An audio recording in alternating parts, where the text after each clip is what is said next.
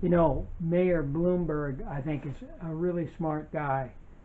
I did a little Wikipedia search on him, and he has a degree in electrical engineering, and he has a helicopter pilot license. We're about the same age, and I was very interested in ham radio, but I never got a license.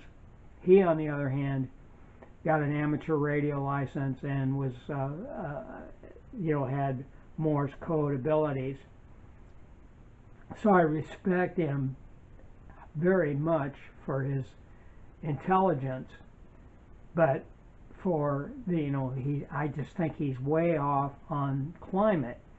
And I'm going to play a video now, another Tony Heller video, and there's many of them. And I just wish these people that are so upset about climate would just watch a few Tony Heller videos, because he presents such a great argument, including many articles from the past, which, articles and statistics and data which completely debunk the global warming or climate change hysteria. And I'm going to play one now.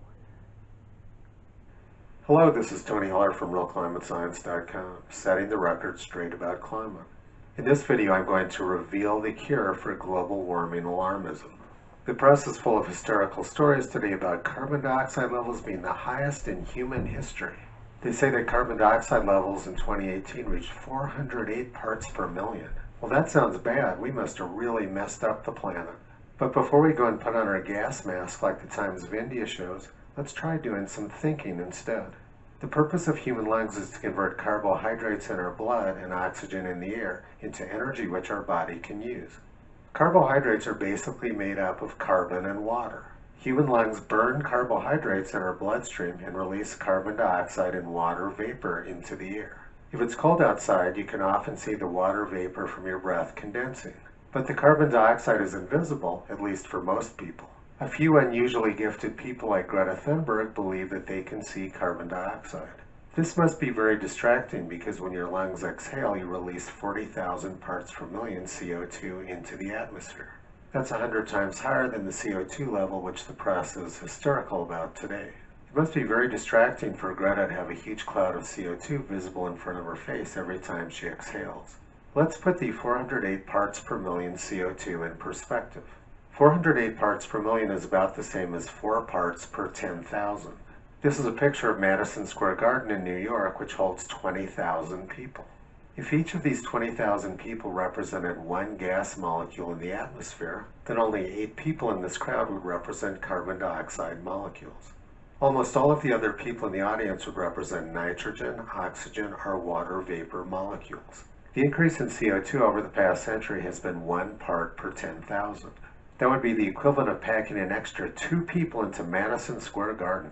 I think one of those 2 people is at the concession stand and the other one's in the bathroom. That's why you can't see them in this picture.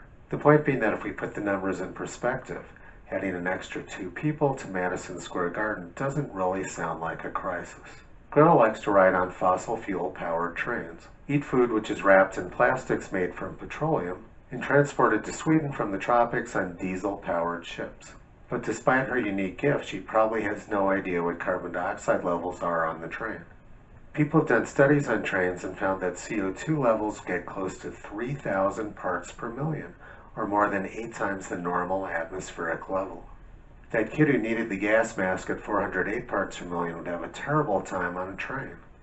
And it's even worse in a car. After 22 minutes, CO2 levels in a car can get up to 6,000 parts per million. That is 15 times higher than the 400 parts per million which the press is hysterical about today. And inside a house, CO2 levels sometimes get up to 2,500 parts per million. Some people build aquariums in their houses full of coral, like this one inside of somebody's house in Israel. If ocean acidification was a real problem, there would be no way you could keep an aquarium like this in your house. The ambient CO2 levels in your house would be much too high for the corals to survive. Now let's get to the solution to climate alarmism. Commercial greenhouse operators pump the CO2 levels inside their greenhouses way up in order to make the plants grow faster and use less water. Life needs and loves carbon dioxide. Here's an article explaining the optimal way to grow marijuana inside your greenhouse. It says, research has shown that many crops, including cannabis, benefit from 900 to 1200 parts per million CO2. We need to get the word out to climate alarmists that optimal marijuana growing conditions require that we burn a lot more fossil fuels. That's the carrot for climate alarmists, but the stick is at the bottom of the page. It says, plant growth ceases when the level of CO2 gets below 200 parts per million. So if climate alarmists are successful in creating the zero carbon world they say they want, their weed is going to stop growing. Once they find that out, that'll put a quick end to climate alarmism. And in the meantime, climate alarmists need to remember to stay inside their safe 2,500 parts per million home and never step outside into that dangerous 408 part per million CO2 world on the other side of their door. Let's finish up with some real science. Life thrives at high CO2 levels, and the greatest explosion of life on Earth occurred 540 million years ago, when CO2 was at its peak of 7,000 parts per million. There's no rational basis for the Extinction Rebellion. Earth's history shows us the exact opposite of what they believe. Visit Toto on the web at realclimatescience.com. He's been pulling back the curtain on junk science and propaganda for a long time.